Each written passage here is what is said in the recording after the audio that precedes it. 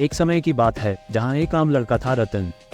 वह अपने जीवन में सिग्मा मेल बनने का सपना देख रहा था।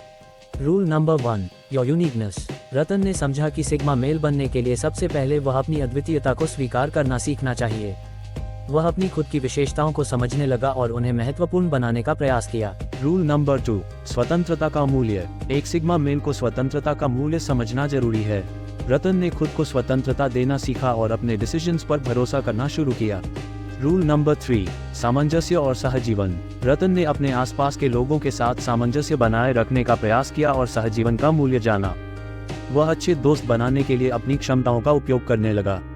रूल नंबर 4, स्वास्थ्य का ध्यान। एक सिग्मा मेल को अच्छे स्वास्थ्य का ख्याल रखना अत्यंत महत्वपूर्ण है। रतन ने योग और साक्षरता का मूल्य समझा और इसे अपने जीवन में शामिल किया। रूल नंबर 5, सीखना और बढ़ना। सिग्मा मेल बनने का मतलब यह नहीं है कि आप खुद को बंद करें, बल्कि रतन ने सीखने और बढ़ने का प्रयास किया। उसने नए कौशल सीखने के लिए संकल्प बनाया और अपनी क्षमताओं को और भी बढ़ाया। धीरे धीरे रतन ने अपने सपने को हकीकत में बदल दिया और सिग्मा मेल बन गया। उसका जीवन अब और भी संतुलित, स्वतंत्र और सफल था।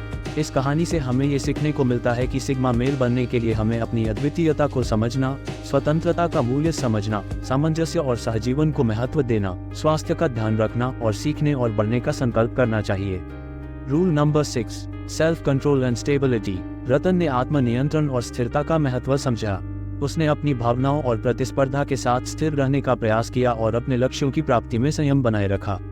रूल नंबर 7, सही समय पर सही निर्णय। सिग्मा मेल बनने का सबसे अहम पहलू यह है कि आपको सही समय पर सही निर्णय लेना चाहिए। रतन ने अपनी बुद्धिमत्ता का उपयोग करके जीवन के विभिन्न पहलुओं पर सही निर्णय लेने का कला सीखी। Rule number 9, strengths and self motivation. Sigma male बनने के लिए आत्म प्रेरणा और सामर्थ्य की आवश्यकता है। रतन ने खुद को प्रेरित करने के लिए अपने लक्ष्यों के प्रति अपनी प्रतिबद्धता को बढ़ाया और संघर्ष को स्वीकार करने का सामर्थ्य बनाए रखा।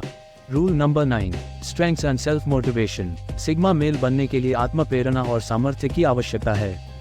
रतन ने खुद को प्रेरित करने के लिए अपने लक्ष्यों के प्रति अपनी प्रतिबद्धता को बढ़ाया और संघर्ष को स्वीकार करने का सामर्थ्य बनाए रखा। Rule number 10, dedication and service. Ratan ने सिग्मा मेल बनने के लिए अपना जीवन समर्पित किया और सेवाभाव से जीवन जीना चाहा। उसने दूसरों की मदद करने में आनंद लिया और समृद्धि की दिशा में अपना योगदान दिया।